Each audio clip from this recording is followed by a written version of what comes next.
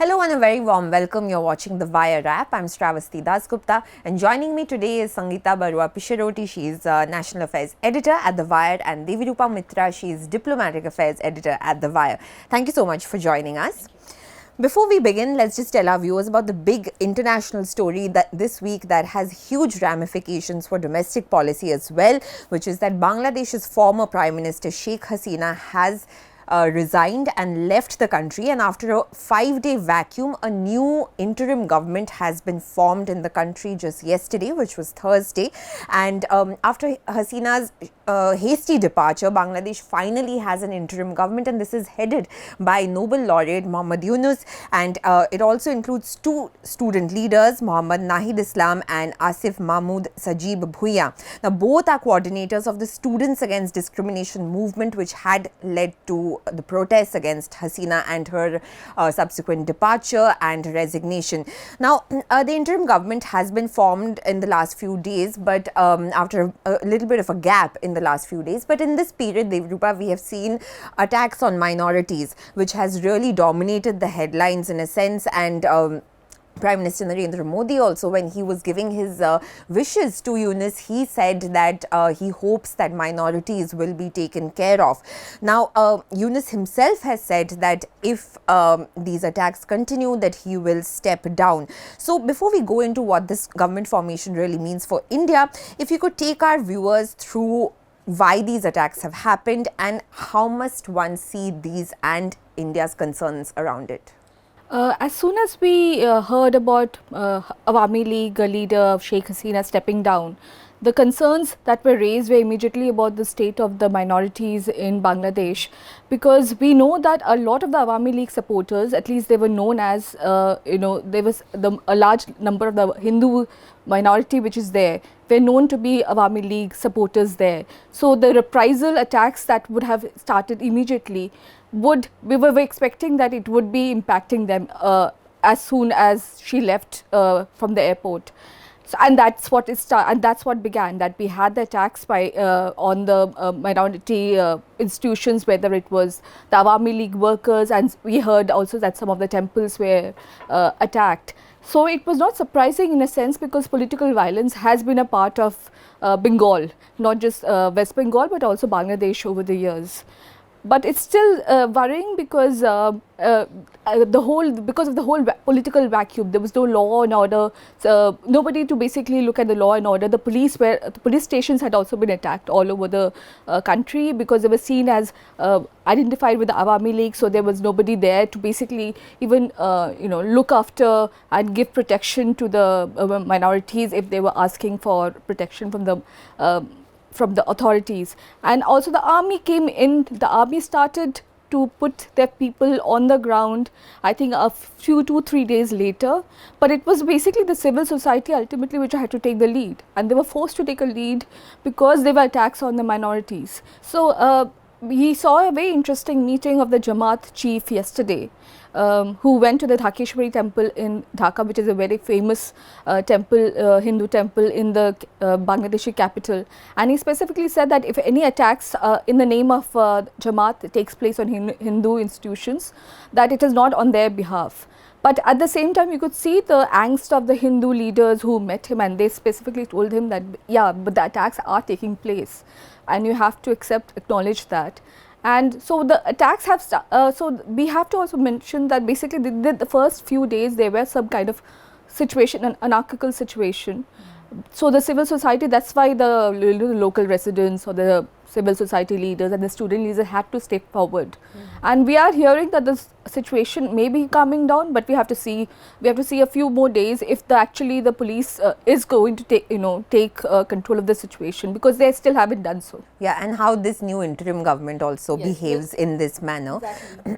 But Sangeeta, you've of course covered this region for a really long time, but the important part for India is of course that India shares about 4,000 kilometer long border with Bangladesh, which across 6 important important states, Bengal and 5 other northeastern states.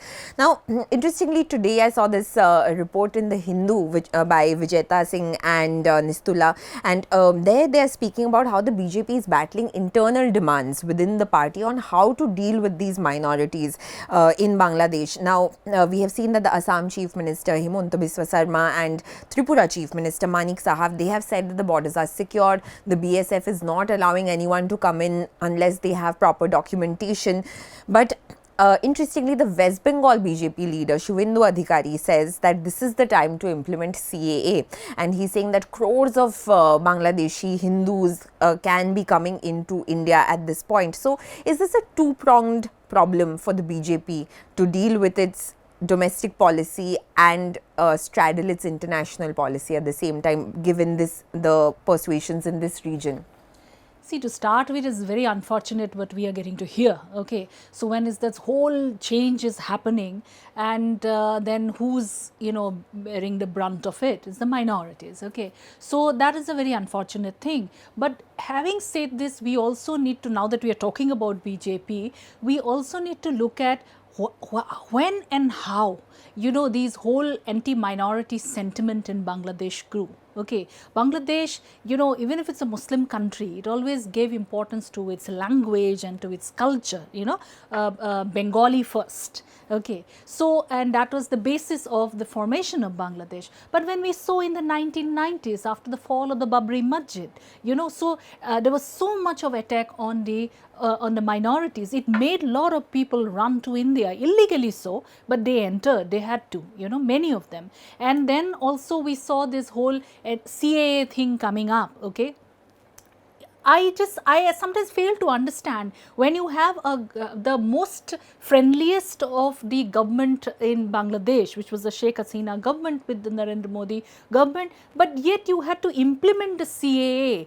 Instead, you should just ensure that they were safe there. Okay, so it's not just that you uproot people, it's their home, who wants to leave their home, whichever country you are in, so if you may be forced to come. Okay, not everybody is willing to come to leave their home and come, isn't it? We've seen that during partition, and people are forced to come. So I was quite surprised to think at that time that how is it that you are actually having a good relation with the government, but also at the same time being able to play politics in domestic politics, saying that Hindu khatre mein hai udhar. So it's like a crazy situation. Okay, then of course when in domestic politics it plays out, Bengal it plays out very differently, Tripura it plays out very differently, in Assam it plays out very differently, and so and finally the victims are the people, so you can play politics either way.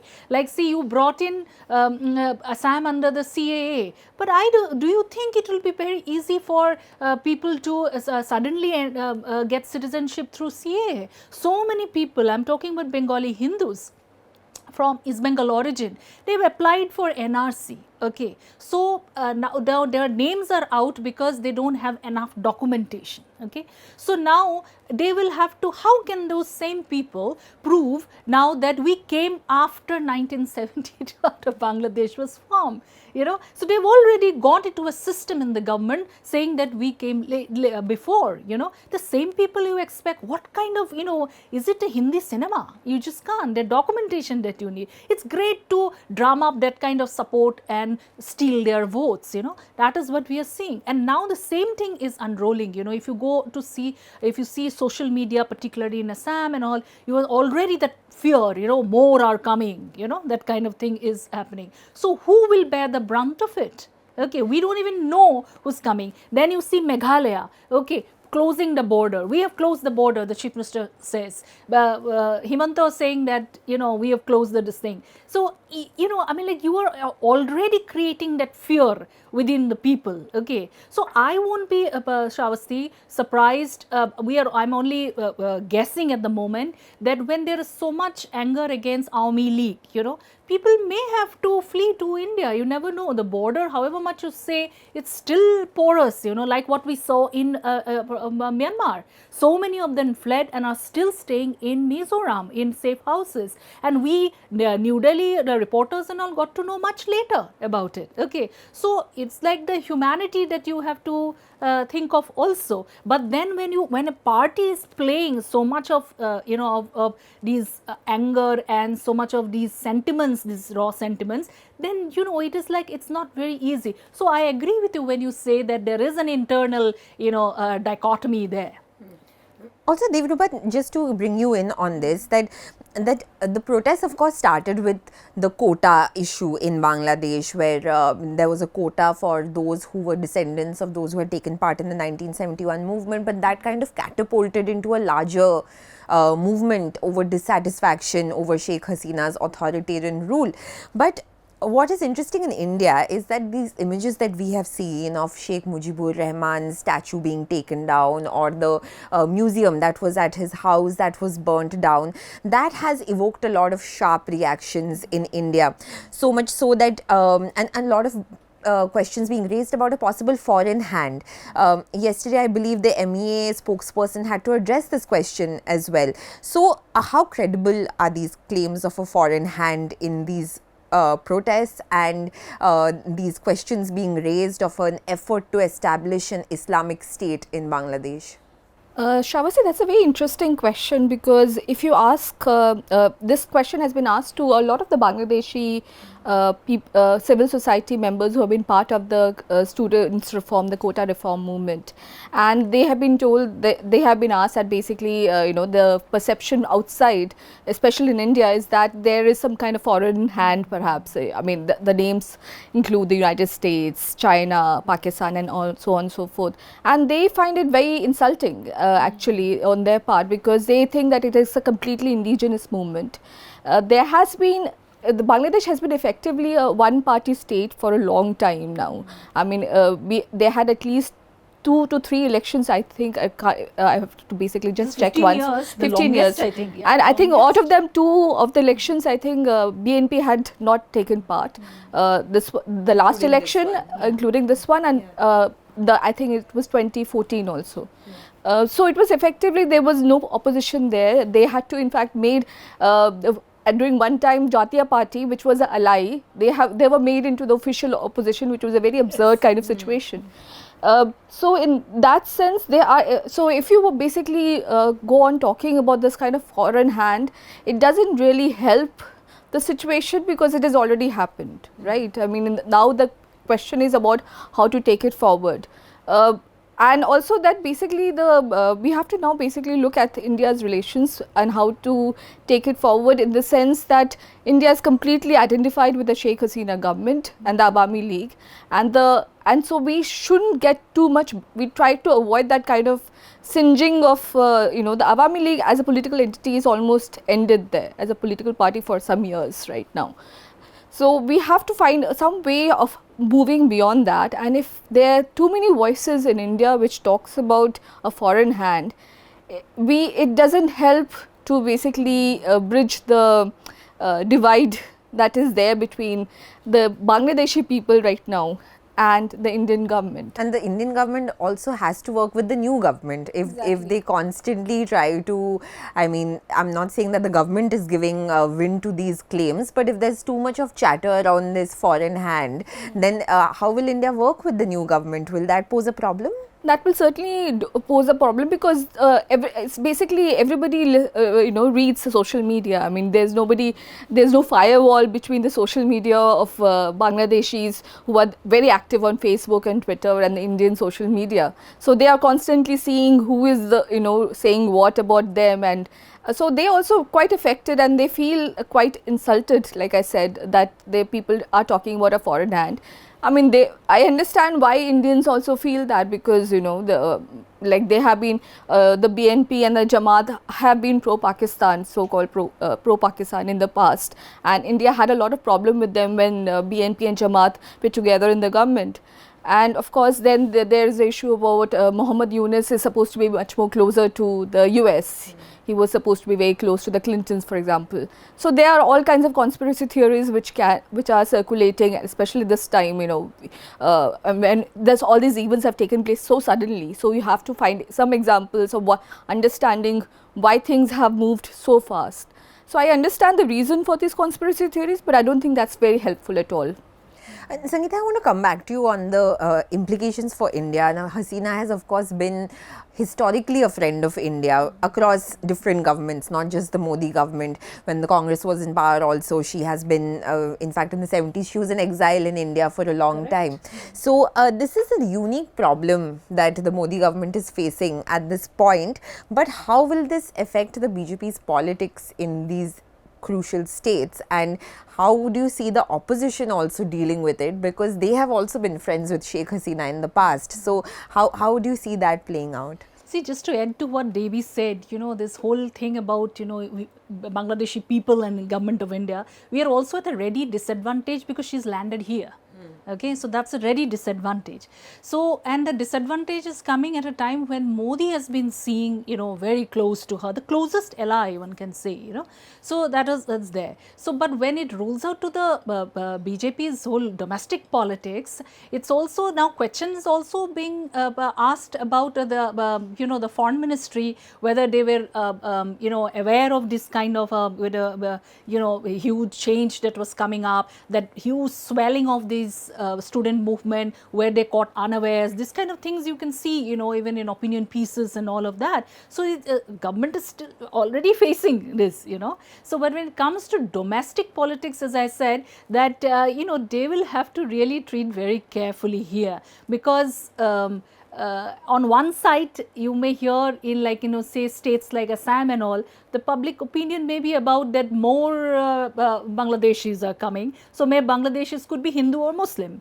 But in other places, it could be said that, then Muslims are not coming now, the Hindus are coming. So, what are you going to play with then, you're in the politics. So, those things are there, I think. So, but as far as Northeast is concerned, see, Bangladesh is also one of our biggest trade partners. Okay, apart from the political this thing, our economy is also, particularly in the Northeast, we have all this so much of, we are landlocked. North is landlocked. So, it was thanks to this Hasina government also, lot of, there was lot of movement that was happening to be able to use the Chittagong port, and, there are already a lot of dry ports that, their work had stopped, even in Bengal, on Tripura side, on Meghalaya, Dauki side. So, but now, since yesterday, the work has just started again, the doors are opening, that's happening, but the volume is not so high, but thankfully, it's good that, that is actually limping back to normal. So, those things are there, it's not just the political relations, there's so much else is dependent on it.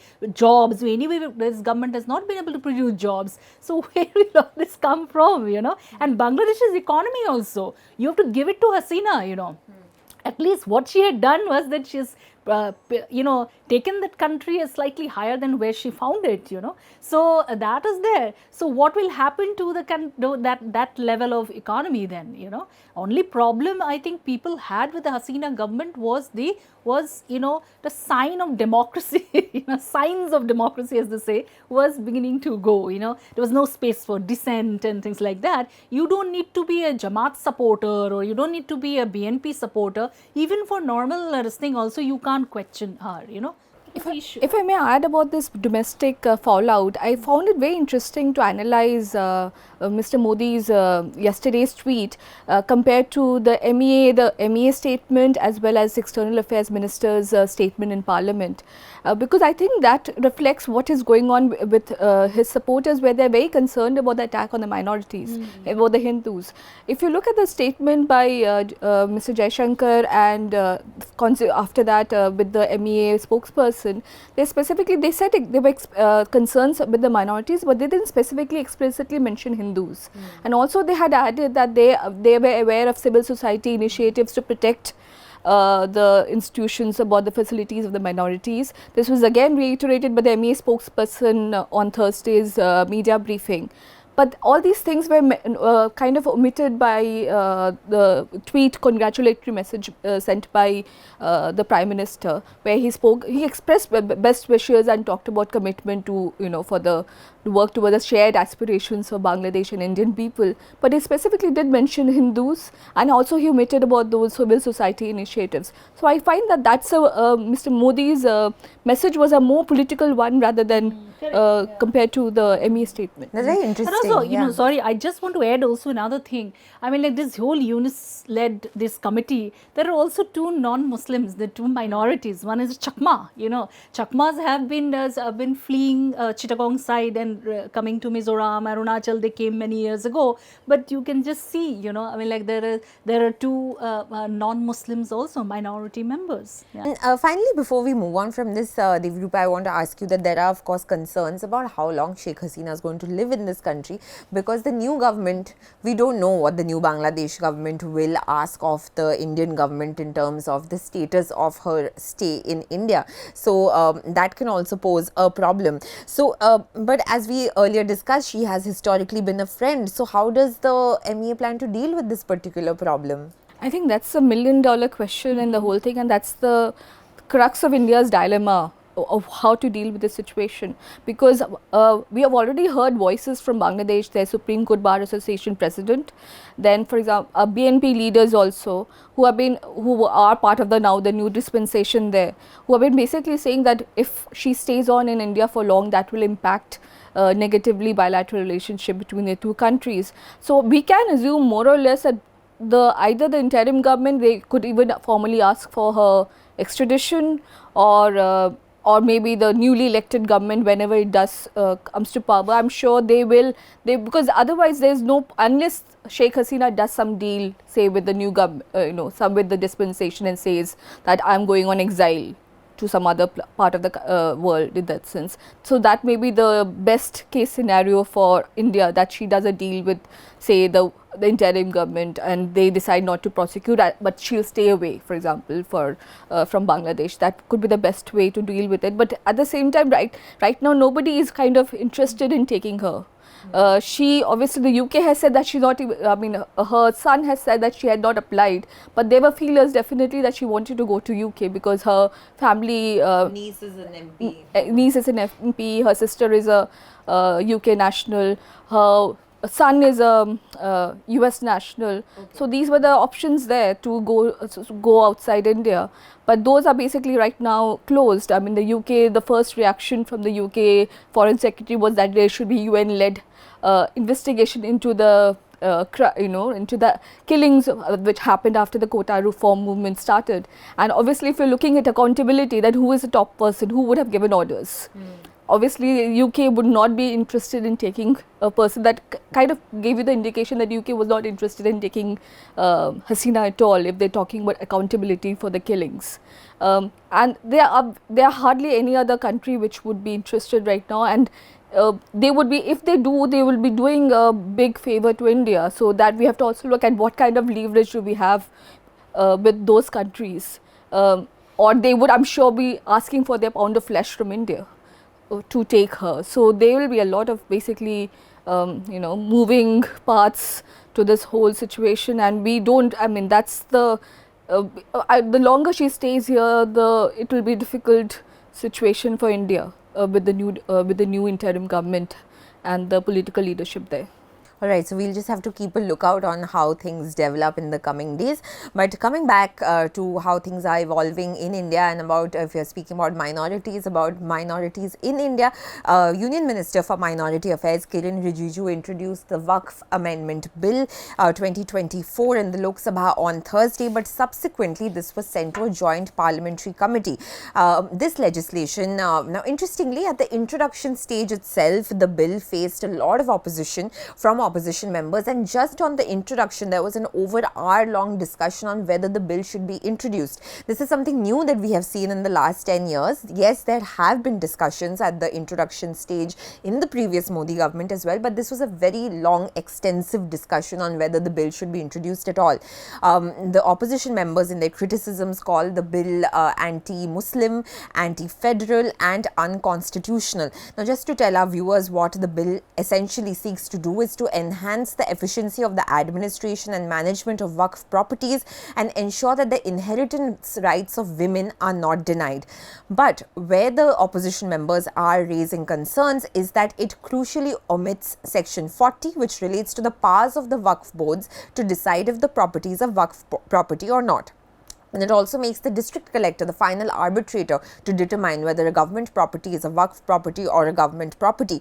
And of course, the government is saying that this is to ensure Muslim women get their inheritance rights, they are represented. But another concern that have been raised is that it also includes the inclusion of non-Muslims in the Waqf boards. It also provides for establishment of a separate board of Awqaf for Bohras and Aga Khanis. Now, Sangeeta, the opposition calling the bill targeting Muslims, but the government says it's to bring in more efficient management of Waqf boards, because we know that in India the Waqfs have about 8 lakh properties across the country, which is second only to the railways and to the armed forces. So the government saying that no, this is to ensure that women get their rights, the Waqf boards are efficiently administered.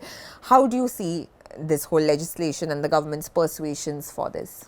See, the biggest giveaway was, I think, that they wanted to have non-Muslim members in this committee. Okay, Waqf board is, the properties are directly linked to their religious belief. Okay, that you give it, these are donated properties. These are properties donated in the name of religion by a believer. Okay, so and given to given to a temple, for a madrasa or things like that. Okay, so or maybe some that kind of educational. So even all the Jamia land, you will see a lot of Aligarh Muslim University land and all that had come through Waqf board. Okay, so it is like that kind of, it's like a good deed that you are doing as a good Muslim, and then you bring in a non-Muslim there. So I feel it's like it's the first thing that one has actually begun to doubt that why that. I mean, you talk about Kiren Rijiju, minority minister, rising and talking about women's,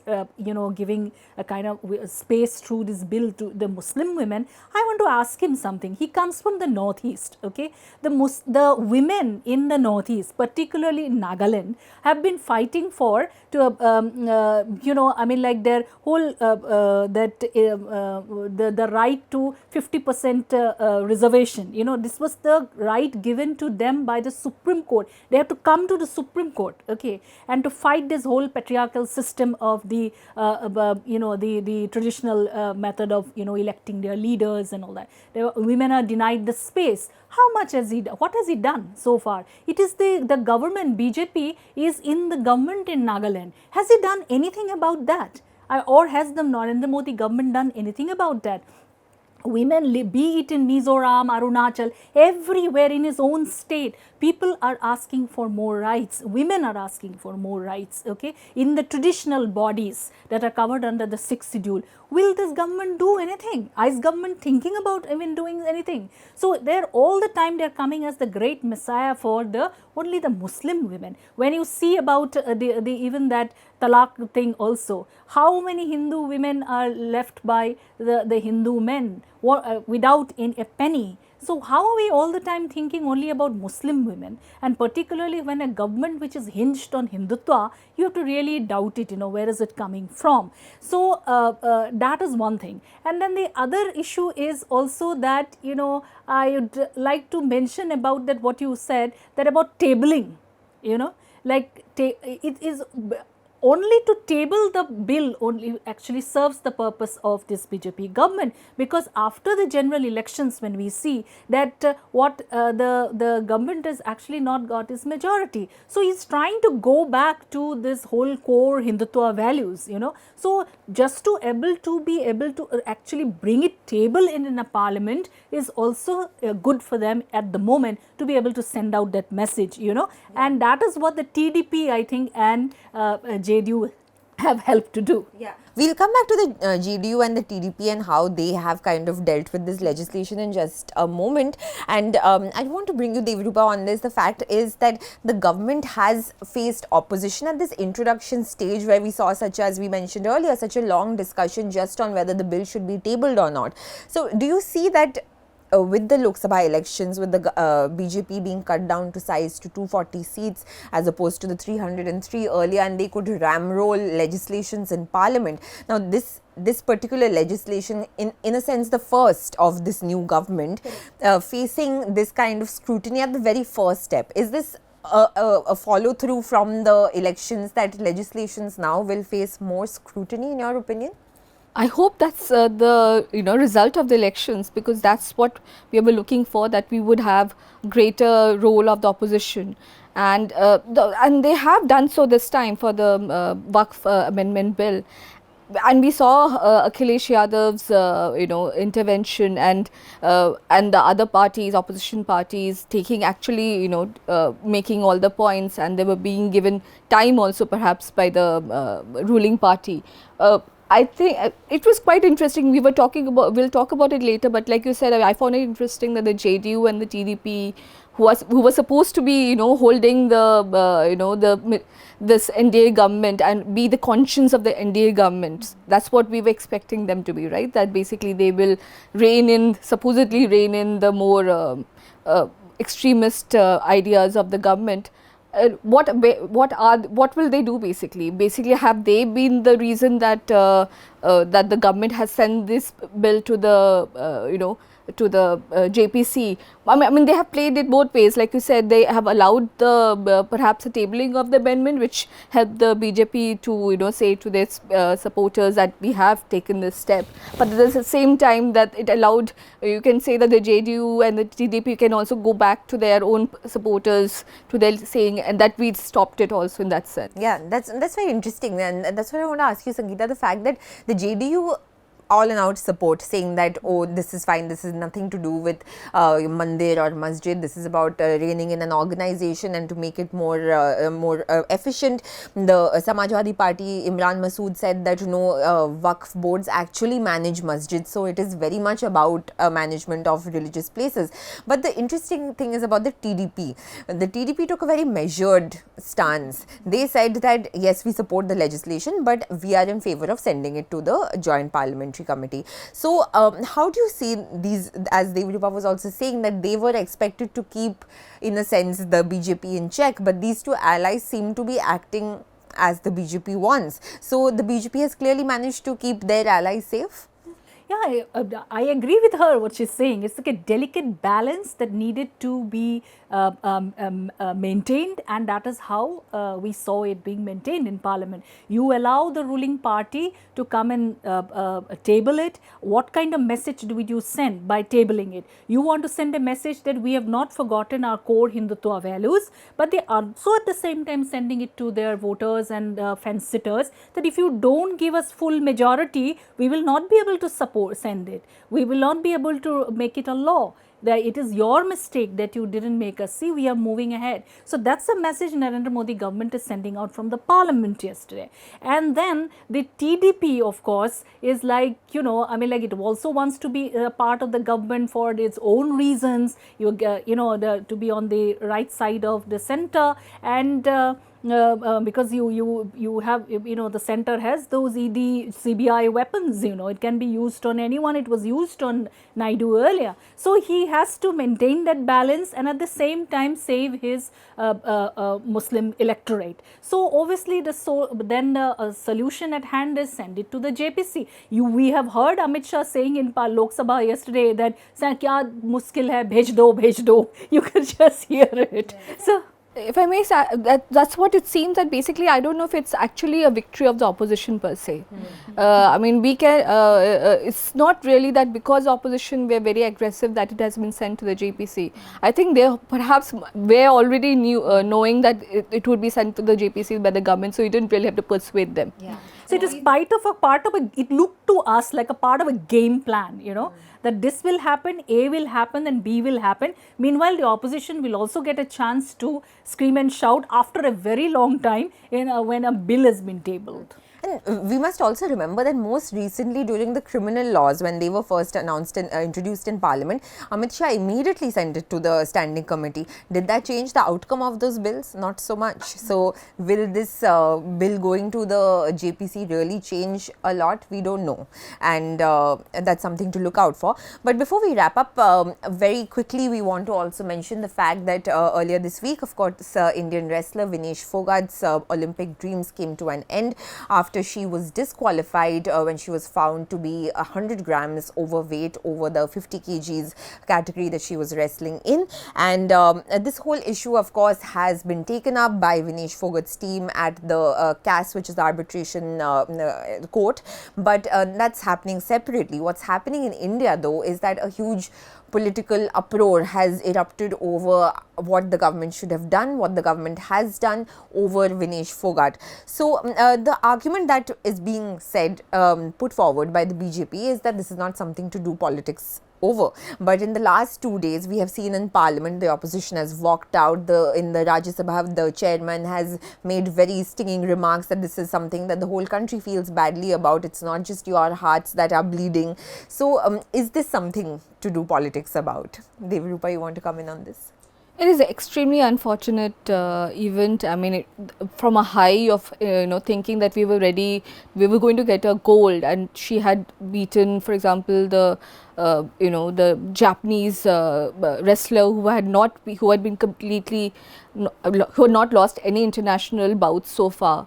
I mean, it was a very sad to basically just go to the low of hearing that she has not disqualified for basically just 100 gram. And what is 100 gram? We have it's just a bar of soap, maybe even less than that. But yes, after that we've seen how people have reacted to, I mean, sometimes on partisan lines, on to the whole to her basically not being able to get what she was destined for, perhaps a gold in the Olympics. It is we have seen now, we've heard, like you talked about her this thing in the court, her appeal petition to the court, and we are seeing Harish Salve is going to be her lawyer and going to fight for her on her behalf, which is basically, since Mr. Salve is basically fighting fights all the government cases everywhere, in all Supreme Court cases or international ICJ or whatever. So it's a very obviously the government would have trying to project that basically it is trying to do everything it can for Phogat, and especially since if you remember the night of when she had won the semi-final, there was a lot of people who were talking about how who were recalling that basically how she had been treated on the streets of Delhi.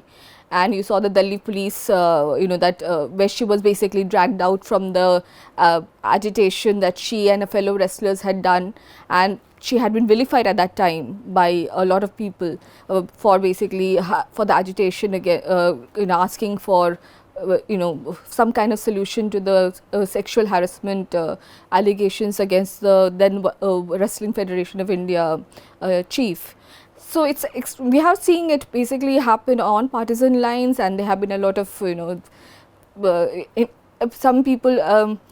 So it's basically, I think what we have to remember is basically, even if people are getting mired in the political reaction, we have to basically remember Phogat in that sense. We can't. She is the one who is basically suffering right now, and we have all of us have to basically just give her support. And I don't think anybody, every Indian has been very saddened by this, and we have to tell her that basically whatever it is, and we understand that she had tried to do everything, and ultimately the rules are rules. You can't. I'm not sure what happens in the court of arbitration. Maybe she'll get the silver medal or not, whatever it is. But basically, ultimately, we have to remember that she is the one who has fought all the time, all the way. She has been alone. Many people, and she has done it on her own. She's only 28 years old.